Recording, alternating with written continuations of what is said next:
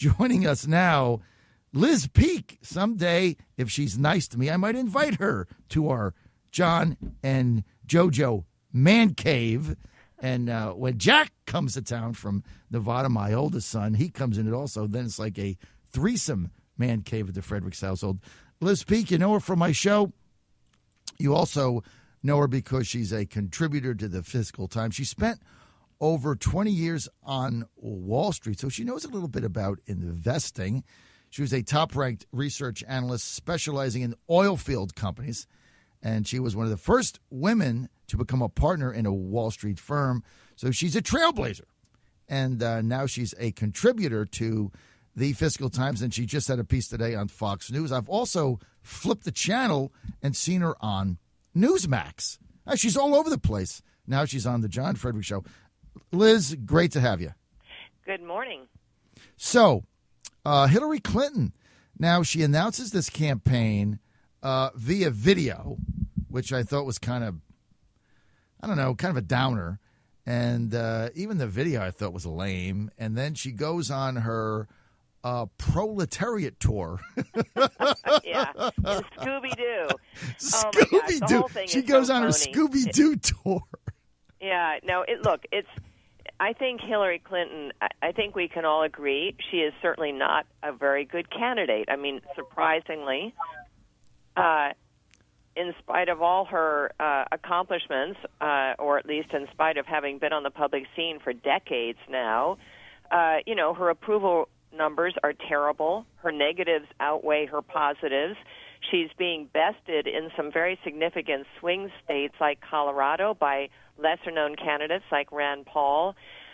People don't find her trustworthy, and they don't find her likable. So why is she doing so well, and why is she such a shoo-in to be the Democrat candidate? It's all about the money. And I think it's so interesting that the Democrats, the left, the liberals, are so incensed about Citizens United, about the flow of corporate money into politics, and yet the person who is most benefiting from all those things is Hillary Clinton. I mean, she's going to spend her campaign manager, Robbie Mook, young fellow, 35 years old, comes from the digital age. He ran the Terry McAuliffe for governor campaign. Now, a lot of people think that was brilliantly done. If the election in Virginia was 1 week later, Cuccinelli defeats McAuliffe and he's governor now. He was 7 days out, in my judgment. But the bottom line is, Mook is saying that this campaign is going to spend between $1.5 and $2 billion. Yeah. WTF? Yeah. Well, it really does kind of ring your bell a little bit here. What's interesting is that the New York Times ran a piece, I think Saturday, I think, but projecting that Hillary would raise $2.5 billion. And some people are wondering whether actually mainstream Democrats are out to torpedo her effort, because the thinking is no one is going to raise $2.5 billion. So even if she does raise 1.5, which would be an extraordinary number, it'll be viewed as a failure, not meeting people's expectations. And to your point about that video, there's been a lot of flashback on that. People really, Democrats far and wide have really panned it. But to me, it is completely what Hillary's campaign is all about. It's expensive. It was slick. It said nothing. It protected Hillary from being jostled by real people, by having to answer any questions. That's what her campaign's going to look like. Yeah, I think it is. And then what I thought was really laughable yesterday is they stop at a Wawa or something and buy gasoline, and she buys a bottle of orange juice, and they tweet it out like she's, mingling with the peasantry. I mean, I just thought the whole thing is so stupid. And, you can criticize it, but what I said yesterday is it's almost Comedyville because it's so ridiculous. You almost have to take it for the comedy it is and laugh at it. I mean, could you imagine being Hillary Clinton? You're completely insulated. You've got Secret Service protection. You drive around in black SUVs. You never mingle with anybody ever, and now you're pumping gas on your train wreck trip to Iowa and tweeting it out. I mean, it's like, how stupid do you think? I mean, are we that stupid? Well, obviously they think we are. Let's see. Unfortunately, women are still lined up very strongly behind Hillary Clinton, and I think that's actually her problem. I think she feels that this is hers. She has this enormous advantage with voting women, and by the way, 10 more million women vote than men, so you got to get on your radio show and tell men to get off their rears and go vote next election. And I think she doesn't feel she has to do much. She doesn't have to have a policy agenda. She doesn't have to really put herself out there. They're talking about how she's not going to speak before big crowds because she's not very good at that. Well, okay, maybe she doesn't have to be very good at that, but she's taking this a bit for granted, and I think voters should be pretty incensed that she might be doing that. Well, there's no question there's going to be a sense of entitlement in this whole campaign. Yeah. The other thing, Liz, that you're going to find with this is you're going to start to see the intimidation tactics coming down from the Clinton machine, and, everybody's aware of this. They have a lot of money. They have a lot of clout, and anybody that doesn't fall in line behind them, there's going to be hell to pay. You saw that just – they're the mayor of New York, de Blasio, Marxist mayor. I know you're up there, but he has been a Clinton loyalist forever. I mean, this guy, you can't get more loyal than him. So she announces her campaign, and they ask him if he's endorsing her, and he says, "Well, I'm going to wait to hear what she has to say." What is the matter with that? She's been in that race an hour and a half. Well. They came down on him like nobody's tomorrow. So that's what they're going to do. It's going to be complete intimidation. Anybody that doesn't fall right in line behind them, they're going to be intimidating to the nth degree. And I think eventually that's going to wear on people. Well, I think the tactic is, a lot of pressure on people, particularly like de Blasio, who is a progressive. De Blasio and others in the party who are very far left either are hoping someone like Liz Warren will enter the race and represent their ideological bent, or I think they're feeling like they can push Hillary very far to the left. And guess what? They can, because she doesn't really have any philosophical underpinning. She's been all over the place as her life has warped and woofed between different roles. So I think they want a hand in this campaign. But you're totally right. Look, money talks. But here's what money cannot buy. Money cannot buy authenticity. And I think the difference, the contrast between Hillary's rollout and Marco Rubio's was stunning. Marco Rubio, who is not the smoothest character, everyone talks about what a great orator was. Well, he stumbled about 8 times in his rollout speech. But you know what? You believed him. You believe in him and his message, and nobody believes Hillary Clinton. Well, I can't believe you said that, Liz. Liz, I can't believe you said that, because when I heard his speech yesterday, and I've really not a Rubio guy because I didn't like his gangster of 8 deal on immigration. But when I heard his speech yesterday, I agree with you so much because he stumbled a number of times. And he is not the best speaker, although they say he is, he just isn't. Yeah. But it was disarming. And it made him, there was an authenticity there. Like, the guy was struggling through his speech, but he still said something. So you kind of got past the stumbles and you were listening to what he had to say because it was substantive. Yeah. And here's the thing, John.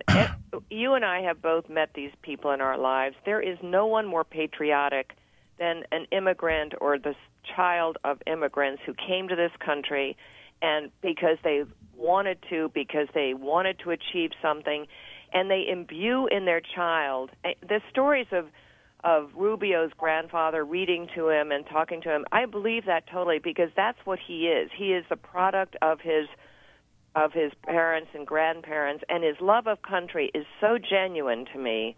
And unlike, boy, is he a great contrast to Obama, right, who goes around the world talking about all the things America's done wrong. Rubio understands what we've done right. And you know what? I think Americans are ready to hear that story again.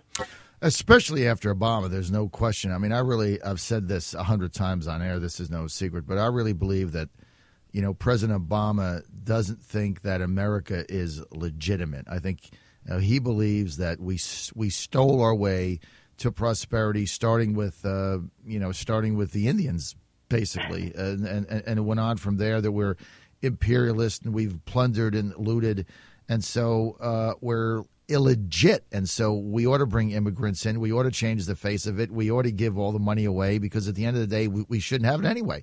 I think he believes that.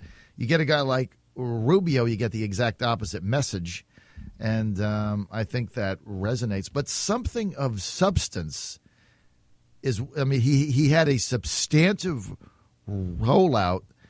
And, you again, like you said, you juxtapose that to the ridiculous thing that Hillary Clinton did.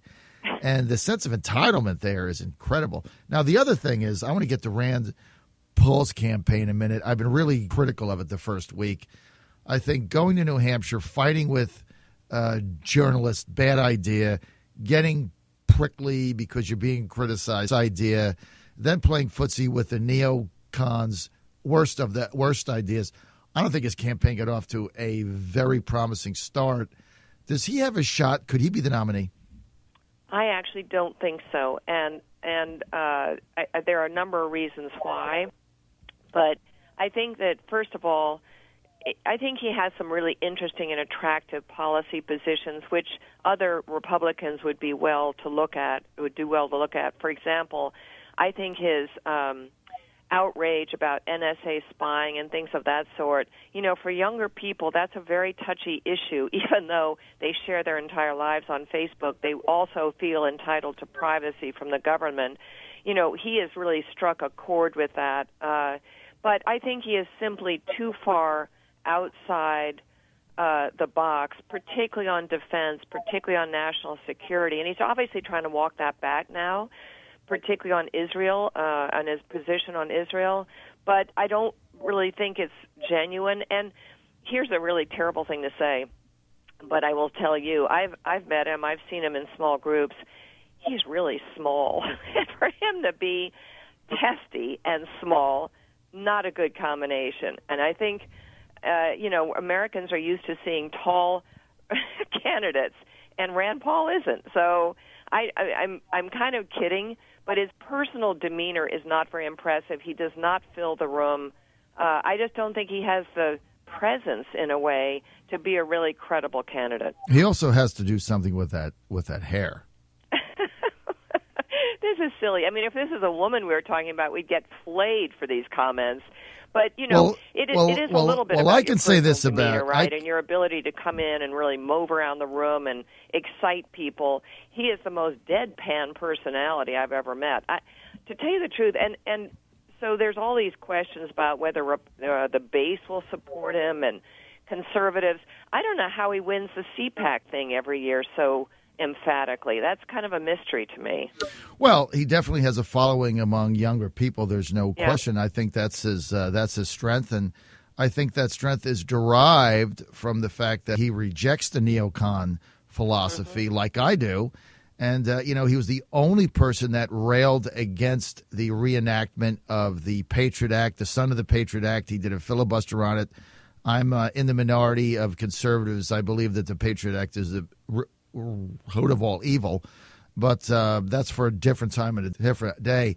I don't think he can be the nominee either, though, because I think that too thin-skinned, and I think the only shot he had was to take his message that his dad had and go with it, and the fact that he's now flip-flopping on that, it just rings hollow to me. Me too. So I don't see it. Speaking of hair, if the two candidates were Clinton, Rand, Paul, it would be like hair roulette, right? I don't know. Hillary's hair seems in pretty good shape right now. She's got to she's, at least according to the videos of her secret mission to Chipotle, she looked okay, I thought. Yeah, she did go to Chipotle, and they said no one recognized her, right? She had sunglasses on or something. So still staying out of the limelight, we want to thank Liz Peek for being with us. Liz, if people want to follow you, what's your Twitter handle? Twitter handle's Liz Peek, Lizpeek, and also on Facebook. All right, there you go. 8:29. Stay with us. Steve and Nelson coming up. Thanks, Liz. Thanks so much.